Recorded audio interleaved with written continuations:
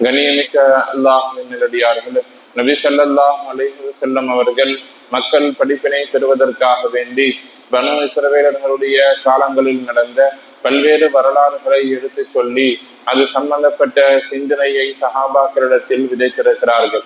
புகாரி, முஸ்லிம் போன்ற ஆதாரபூர்வமான பெரும் ஹதீஸ் கிரந்தங்களில் பதிவு செய்யப்பட்ட வரலாறுகளில் ஒன்றுதான் ஒரு மனிதன் 99 நபர்களை கொலை செய்து விடுவார் என்று தொடங்கக்கூடிய இந்த வரலாறு மிகவும் பிரபல்யமான படிப்பினை தரக்கூடிய ஒரு வரலாறு. நபி ஸல்லல்லாஹு அலைஹி வஸல்லம் அவர்கள் சொல்லுவார்கள், பனு இஸ்ரவேலர்களுடைய காலத்தில் ஒரு மனிதர் 99 நபர்களை கொலை செய்திருப்பார். அந்த பாவம் அவருடைய மனதில் ஒரு உறுத்தலை ஏற்படுத்தி இருக்கும். அவர் இதற்கு மேல் நாம் திருந்தி வாழலாம், நாம் நம்முடைய பாவங்களை குறைத்துக் கொள்ளுவதற்கோ பாவ மன்னிப்பை பெற்றுக் கொள்ளுவதற்கோ இதற்கு மேற்பட்டு நல்ல விதத்தில் வாழுவதற்கோ ஏதாவது வாய்ப்பு இருந்தால் முயற்சி செய்யலாம். எத்தனை காலத்திற்கு நாம் இப்படி பாவம் செய்வது என்கிற சிந்தனையில அவர் பாவ மன்னிப்பை நோக்கி செல்லுவதற்காக கொஞ்சம் ஆயத்தமாகிறார். யோசிக்கிறார், நாம் என்ன செய்யலாம், யார்கிட்ட போய் கேட்கலாம் என்று யோசிக்கிற பொழுது ஊரில் ஒரு சீதேவியான வணக்கசாலி ஒருவர் இருப்பார். ஆபிதுன்னு சொன்னா இறை வணக்கத்திலேயே தன்னை அர்ப்பணித்துக் கொண்ட ஒரு நபர். அவருக்கு பாவம் என்றால் என்னவென்று தெரியாது. ஆபிதுகளை இறை வணக்கத்தில் தன்னை அர்ப்பணித்துக் கொண்டவர்களை பொறுத்தவரை சிறிய பாவங்கள் கூட அவர்களை பொறுத்த வரைக்கும் ஒரு மிகப்பெரிய அம்சமாக மிகப்பெரிய விஷயமாக இருக்கும்.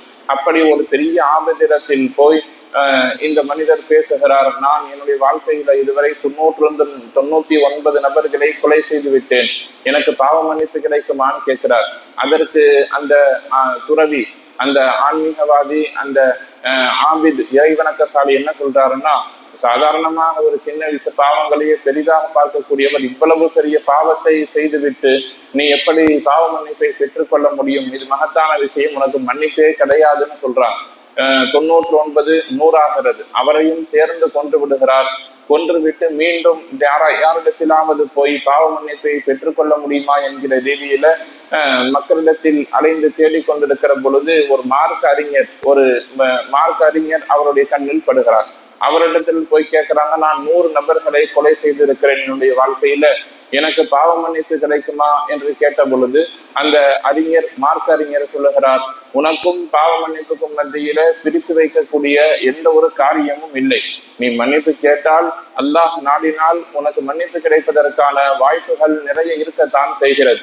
அதனால நீ பாவ மன்னிப்பின் மீது நிராசையாக வேண்டாம், அல்லாஹ்விடத்தில் பாவ மன்னிப்பை கேட்டால் அல்லாஹ் உனக்கு மன்னிப்பு கொடுப்பான் என்று சொல்லிவிட்டு அவர் மேலும் கூடுதலாக ஒரு விஷயத்தை சொல்லுகிறார். என்னன்னு சொன்னா, இனி அதிகமாக பாவம் செய்வதற்கான அடிப்படை காரணம் என்னன்னு சொன்னா, உன்னுடைய மாஹவுல்னு சொல்றாங்க. மாஹவுல்னா உன்னுடைய சூழ்நிலை தான் உன்னை பாவத்தின் பக்கம் தள்ளுகிறது. நீ வசிக்கக்கூடிய ஊர் இருக்குதா, நீ இருக்கக்கூடிய ஊர் இருக்குதா இல்லையா, அங்கே இருக்கக்கூடிய மக்கள் மோசமானவர்களாக இருக்கிறார்கள், அந்த ஊர் மோசமான ஊர், எனவேதான் உனக்கு பாவத்திற்கான தூண்டுதல் அதிகமாக இருக்கிறது. நான் ஒரு ஊரை சொல்லுகிறேன், அங்கே வசிக்கக்கூடிய மக்கள் எல்லாம் இறைவணக்கத்திலேயே இருக்கக்கூடியவர்கள், அங்க இருக்கக்கூடிய சுற்றுச்சூழல் உனக்கு பாவத்தின் பக்கம் இழுத்து செல்லாது. எனவே அந்த ஊருக்கு நான் சொல்லக்கூடிய ஒரு ஊரை கை காட்டி அவர் சொல்லுவார், நீ அந்த ஊருக்கு செல், அங்கே சென்று அங்கே இருக்கக்கூடிய வசிக்கக்கூடிய மக்களோடு சேர்ந்து இறைவனை வணங்கி பாவங்களை விட்டு அல்லாஹ்விடத்தில் அழுது தௌபா செய்தால் அல்லாஹ் உனக்கு பாவ மன்னிப்பை கொடுப்பான். எனவே நீ அந்த ஊருக்கு போ, அல்லாஹ்கிட்ட பாவ மன்னிப்பு கேளுன்னு சொல்லி அந்த வணக்கசாலி அவர் வசிக்கக்கூடிய ஊரிலிருந்து வேறு ஒரு ஊருக்கு அவரை கை காட்டுகிறார். இந்த மனிதரும் பாவ மன்னிப்பை பெற்றுக்கொள்ள வேண்டும், நல்வாழ்க்கை வாழ வேண்டும் என்பதற்காக வேண்டி குறிப்பிட்ட அந்த ஊரை தேடி பாவ மன்னிப்பை தேடி சென்று கொண்டிருக்கிறார். அந்த நேரத்தில் அவருக்கான மௌத் வருகிறது. அவருடைய ரூஹை கைப்பற்றுவதற்காக வேண்டி சாலிஹான நல்லவர்களுடைய ரூஹை வாங்கக்கூடிய மலக்குமார்களும் வருகிறார்கள், பாவிகருடைய ரூஹை வாங்கக்கூடிய மலக்குமார்களும் வருகிறார்கள். 2 பேத்துக்கு மத்தியில நடந்த உரையாடல் என்னன்னு சொன்னா, இந்த மனிதர் வாழ்க்கையில் 100 கொலை செய்திருக்கிறார், பாவத்தை தவிர வேறு எதுவும் செய்யவில்லை, இவர் ஒரு பாவி, இவருடைய ரூஹை நான் கடினமாக வாங்குவேன் என்று பாவத்திற்கான மலக்குமார்கள் பேசுகிறார்கள். நன்மை செய்யக்கூடிய மலக்குமார்கள் நல்லவர்களுடைய ரூஹை வாங்கக்கூடியவர்கள் என்ன சொல்லுவாங்கன்னா, இவர் இறைவனுடைய பாவ மன்னிப்பை நோக்கி சென்று கொண்டிருக்கிறார், அல்லாஹுடைய பொருத்தத்தை நோக்கி சென்று கொண்டிருக்கிறார். இவர் அங்க போய் சேர்ந்துட்டாருன்னு சொன்னா அல்லாஹுடைய மன்னிப்பு இவருக்கு கிடைத்துவிடும், பாவ மன்னிப்பை பெற்றுக் கொள்வார். எனவே நன்மையை நோக்கி செல்லுவதன் காரணமாக இவர் நல்லோரின் பட்டியலில் சேர்க்கப்பட வேண்டியவர் என்று இருவருக்கும் மத்தியில் பேச்சுவார்த்தை நடக்கிற பொழுது நடுவில் ஒரு மலக்கு சொல்லுவார், எந்த ஊருக்கு அருகாமையில் இவர் இருக்கிறாரோ அந்த ஊரை கொண்டு இவர் கணக்கிடப்படுவார். பாவம் செய்யக்கூடிய ஊருக்கு நெருக்கத்துல இருந்தார்னா இவர் பாவியாகவும், நன்மையை நாடி செல்லக்கூடிய அந்த ஊருக்கு அருகாமையில் இருந்தால் இவர் நல்லவராகவும் கணிக்கப்படுவார். தூரத்தை அளந்து பாருங்கள்னு சொல்லுவாங்க. ஹதீசுகளில் பதிவு செய்யப்படுகிற செய்தி, ஒரு ஜான் அளவிற்கு இவர் நன்மை செய்யக்கூடிய ஊருக்கு நெருக்கமாக இருப்பார். 2 ஊரையும் அளந்து பார்க்கிற பொழுது ஒரு ஜான், ஒரு அங்குலம் அளவிற்கு இவர் நன்மை செய்யக்கூடிய ஊருக்கு நெருக்கமாக இருப்பார். எனவே இவர் நல்லோர்களின் பட்டியலில் சேர்க்கப்பட்டு நல்ல மலக்குமார்கள் இவருடைய ரூஹை வாங்கி அல்லாஹ் இவருக்கு பாவ மன்னிப்பை வழங்கினான் என்று அந்த ஹதீஸில் இந்த செய்தி பதிவு செய்யப்படும். புகாரி ஷரீஃபிலேயும் முஸ்லிம் ஷரீஃபிலேயும் இந்த ஹதீஸ் நபி ஸல்லல்லாஹு அலைஹி வஸல்லம் அவர்கள் சொன்னதாக பதிவு செய்யப்பட்டிருக்கிறது. நம்மை பொறுத்தவரை இதில் இருக்கக்கூடிய நல்ல ஒரு படிப்பினை என்ன என்று சொன்னால், அல்லாஹ் நல்லவர்களிடத்தில் எப்படி நடந்து கொள்வான் என்பதில் யாருக்கும் எந்த சந்தேகமும் இல்லை.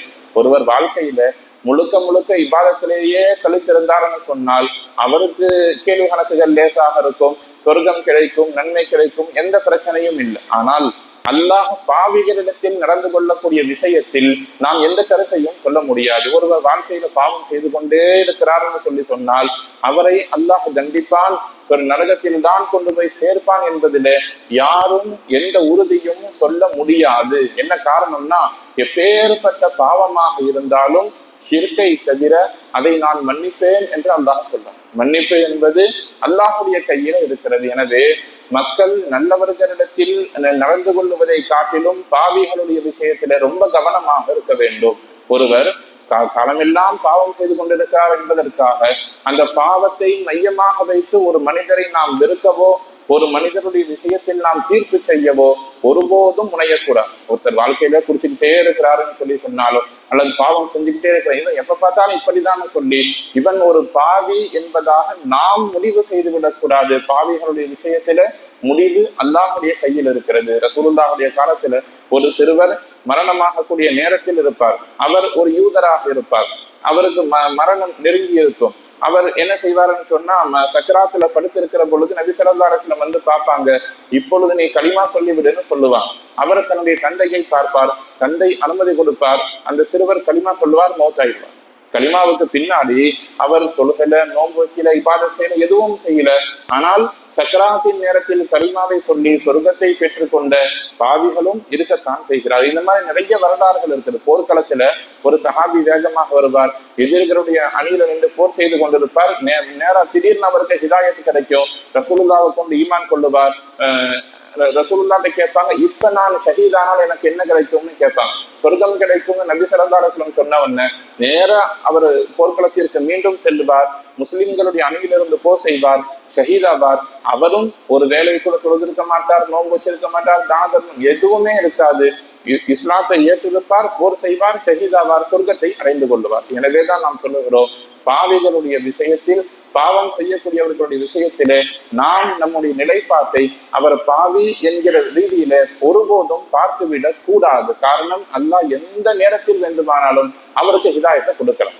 மனிதனுடைய தௌபா செய்யக்கூடிய எல்லை எது என்று கேட்டால், நம்முடைய ரூஹு தொண்டை குழிக்கு வர்றவர், நம்முடைய ரூஹு தொண்டை குழிக்கு வர்ற வரைக்கும் பாவ மன்னிப்புக்கான வாசல் திறந்திருக்கிறது.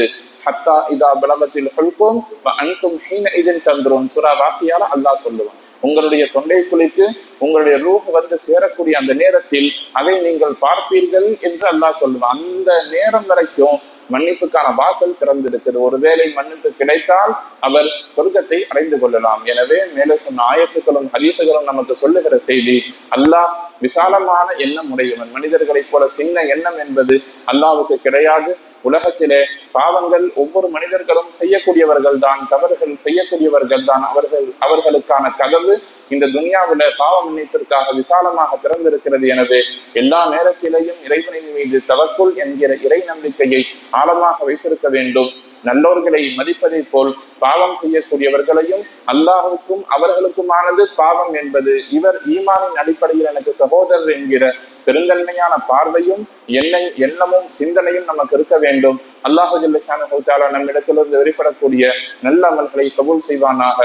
எல்லாம் ரப்புல் ஆலமீன் அல்லாஹு ஜல்ல ஷானஹு தஆலா நம்மையும் நாம் தொழுத இந்த சுபஹனுடைய தொழுகையையும் நம்மிடத்திலிருந்து பரிபூரணமாக கபூல் செய்வானாக.